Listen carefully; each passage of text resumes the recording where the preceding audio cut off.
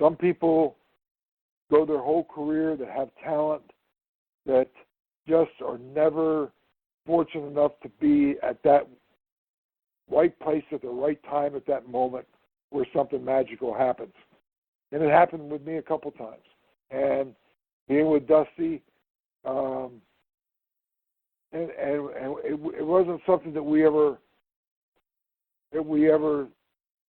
even reflected back on. It's just we did it, and we did it together, and everything we did. And I knew that I could never do what Dusty did, but I knew that I made him be the best he could be, and he never I don't know how to say this,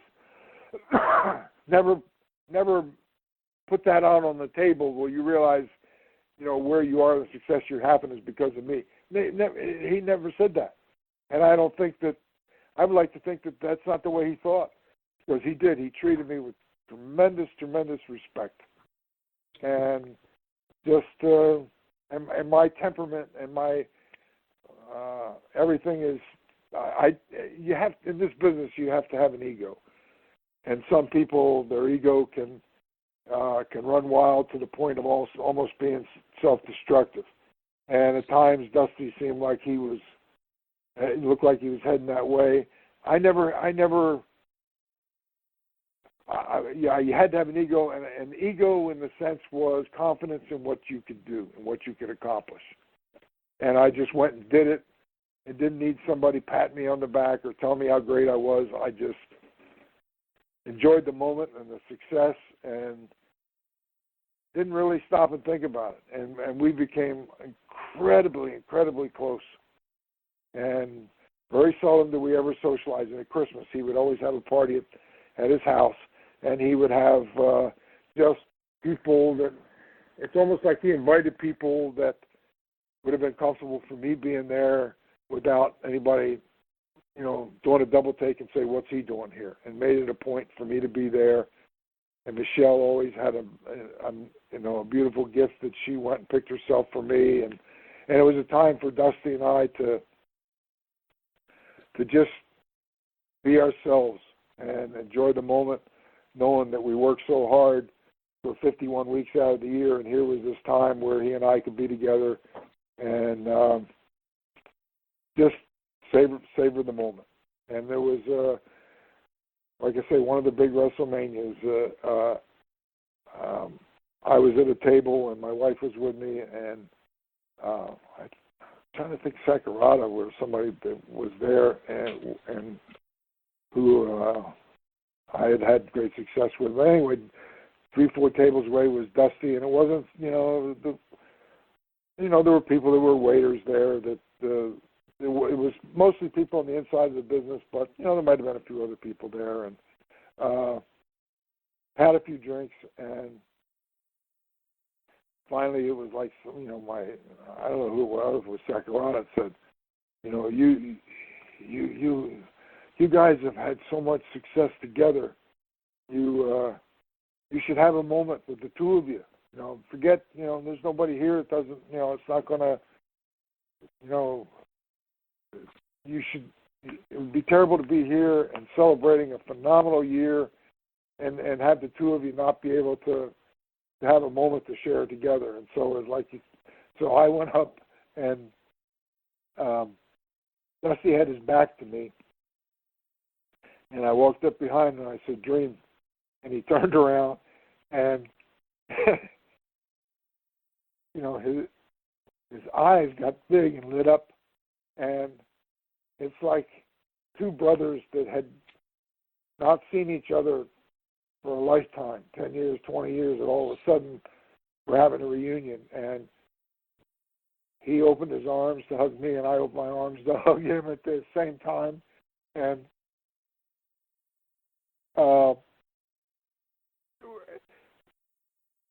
he couldn't talk, I couldn't talk. We were both crying that hard. And there was a pause, and Michelle was 3-4 feet away and had her back turned, and Dusty said, Michelle. she turned around and looked at Dusty, looked at me, both of us just tears streaming down. she came over, and it was a three-way hug, all of us crying like babies. And never forget that moment. And he was somebody that it's almost terrible to have somebody that you love like a brother, that because of the business that you're in and how it's structured, that you never get opportunities to to have those private moments, and that was one of them, and I'll never forget that moment. Thank you for sharing that story. That's just unbelievable. I absolutely love it, and you just see the love and respect and the bond that you two had. And when Dusty passed, I talked to Michelle, and Dusty had lost some weight, and there was all kinds of rumors going around that Dusty was sick or something, and at the memorial service, Michelle, we had some time together, very quiet, and she said, I want to set it straight that Dusty was not sick. Dusty realized for his own health that he needed to lose some weight, and he was really working hard with the diet. And of course, people saw that he was losing some weight, and then right away, oh, Dusty's sick, something's wrong. And I said, this was just a freak thing. She told me what happened. She said that one night he fell out of bed, and so she said, "Are you all right?" And he said, "Yes." And so I think they called paramedics or something to come just to check him over and make sure he was all right, which he was.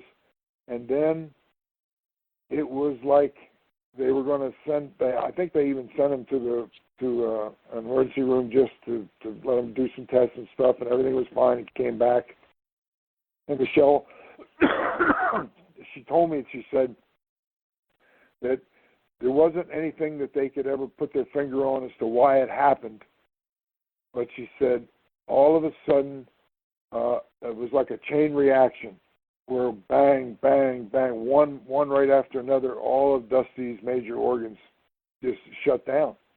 And he collapsed and passed away. And he said it was a crazy thing that people are going to, the stories are going to go that, he'd been really sick. And he said it's not true. He had lost some weight because he wanted, the doctor told him, that you should lose some weight, you're going to enjoy a longer lifespan if you lose some of that weight. And I said that's what he was doing, and it just was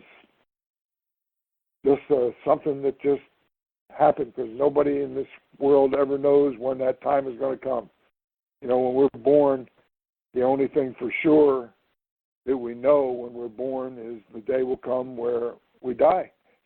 We never know where or when or how old we'll be or what the circumstances are, and most people don't drive themselves crazy trying to figure all that out, because they'll never come up with an answer. And when whether it's a car wreck, whether it's old age, whether it's illness or whatever it is, hopefully you get a chance to find whatever your role in life is and do the best that you can and be as successful as you can and enjoy life, and you learn that family is so important, and that a relationship like I had with Dusty is something that you can't duplicate something like that. It's something that happens, and I would tell him that I loved him, and he would tell me that he loved me, and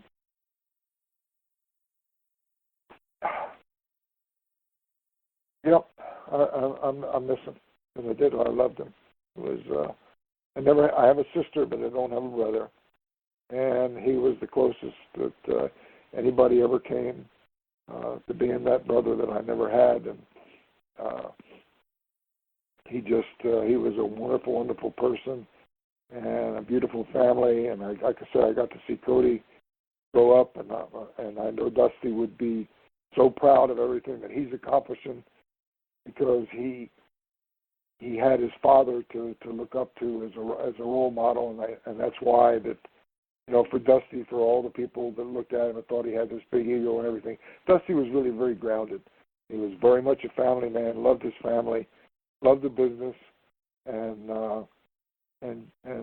worked the success that he had. He worked hard to achieve, and I'm just blessed that I had the time that we had together and the success that we had. And you know, there's private moments like this where I think about him, and I miss him.